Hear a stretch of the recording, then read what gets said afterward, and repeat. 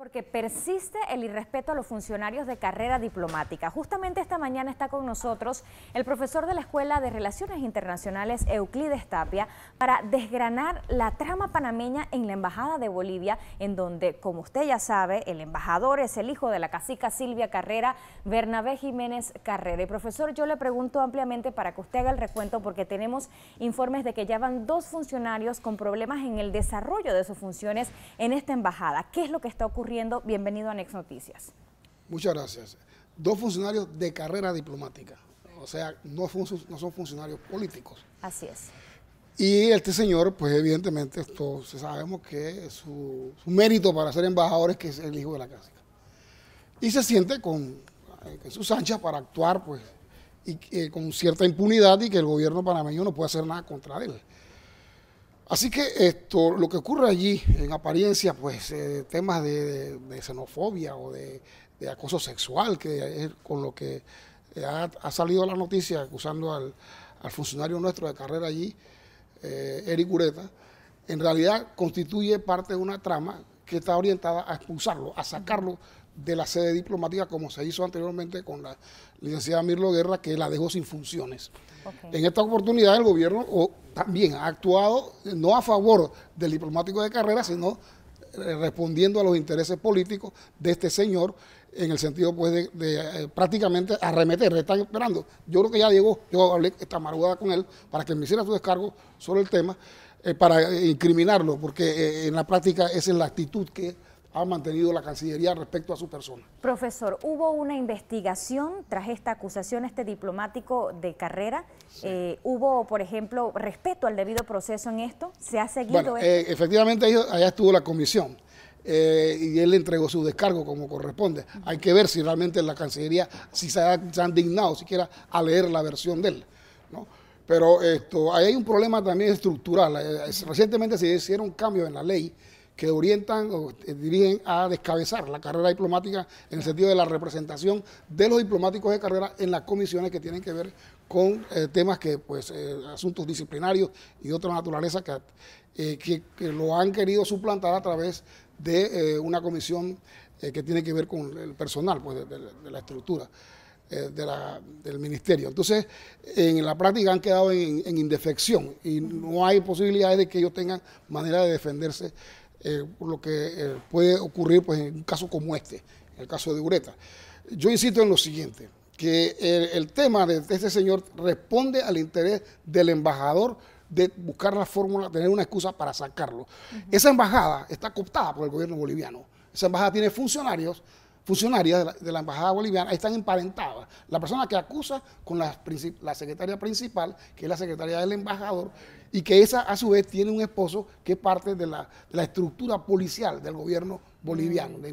Recientemente era funcionario de inteligencia de la policía, ahora está en el sector antidisturbios. Pero el gobierno boliviano tiene acceso a todo lo que pasa en esa embajada, a la conducta externa de nuestro país, en función de las personas que tiene infiltradas allí.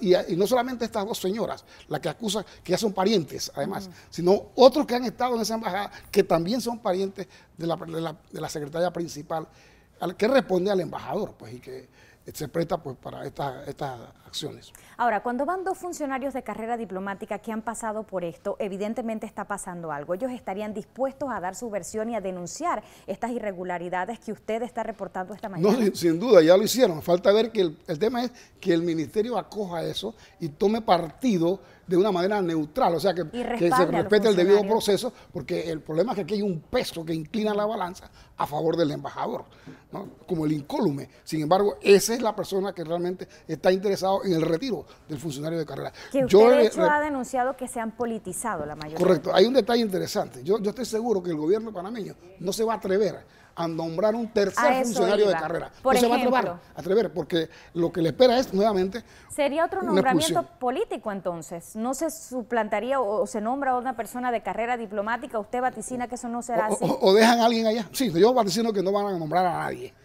No van a nombrar a nadie. Y si lo hacen, lo harían por salvar las apariencias. Pero es evidente que puede correr el mismo destino, que también termine siendo expulsado de la embajada por acciones de este señor, que es embajador en Panamá y no en Bolivia, porque por acá también se la pasa cada rato. bueno, hubo una denuncia y yo le pregunto responsablemente si esto es cierto. Se nos ha dicho que el embajador de Panamá en Bolivia pasó 5 meses acá en Panamá antes de que pues se le diera esta figura, el placet para ser embajador, y cobraba. ¿Esto es cierto? ¿Usted ha escuchado algo de esto? Porque puede estar incurriendo en un delito de peculado. Igual que usted, yo también he escuchado lo mismo, que se le dieron el beneplácito en octubre del 14 y se fue, presentó cartas credenciales en abril del 2015. Entonces, ¿dónde estaba? ¿En zona libre? ¿Era embajador en zona libre? ¿Dónde estaba él? Si no estaba en La Paz. Entonces, esa versión también yo la he escuchado. Yo no la escribo, pero la he escuchado. Pero lo evidente es que eso se puede comprobar en función de cuándo le dan el beneplácito y cuándo presentó cartas credenciales. Ahora, allí la Cancillería también estaría incurriendo en dicho delito, ¿no? Bueno, si no... Mire, yo tengo, por razón de mis años, experiencia en el sentido de que hay un caso parecido cuando estaba Julio Linares, ministro de Relaciones Exteriores, y él tuvo un encontrón prácticamente con el presidente Endara, que independientemente de lo que sea Julio Linares, era un ministro de Relaciones Exteriores muy recto y nacionalista, porque había un funcionario que andaba en las mismas que este señor.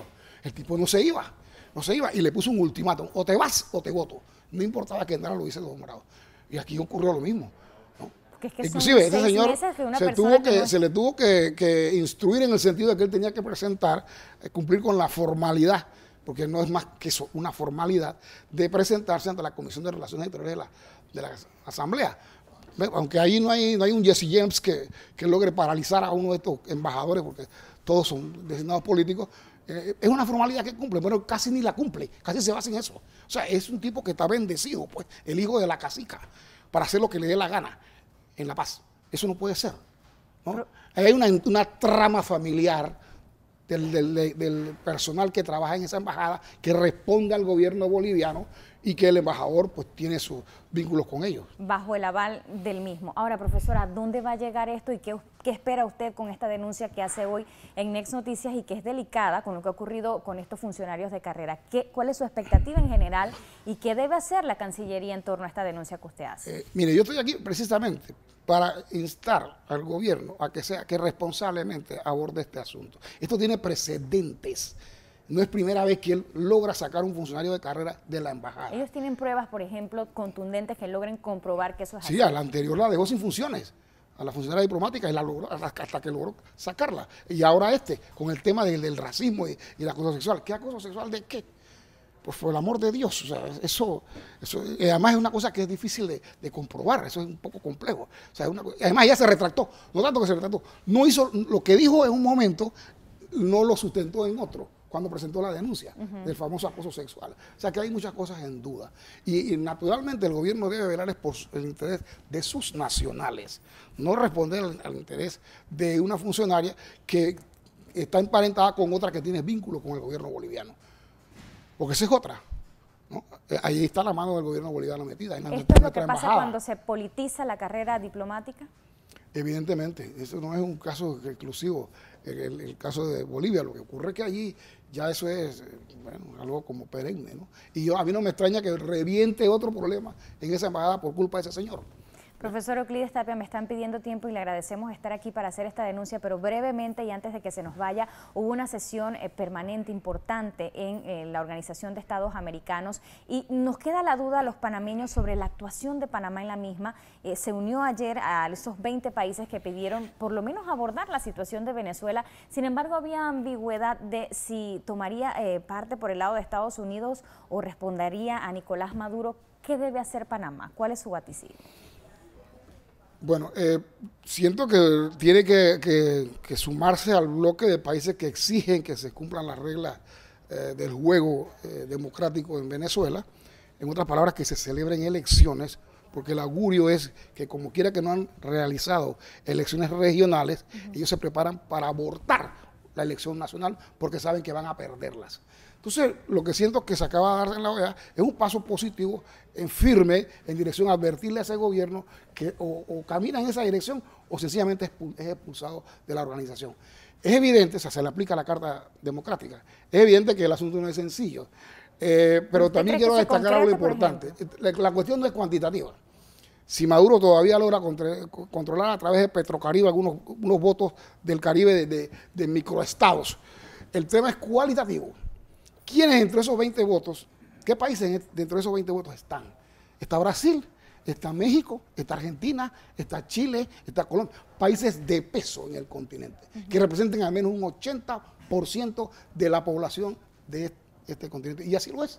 Así que el que algunos paisitos del Caribe, con los seguidores de Nicaragua, El Salvador, Ecuador, eso desde el punto de vista numérico será importante, pero en la práctica, en sustancia, la población, los países más importantes de la región están exigiendo que se realicen elecciones en ese país. Yo siento que ya esto es un paso positivo, en firme, que no se había logrado anteriormente.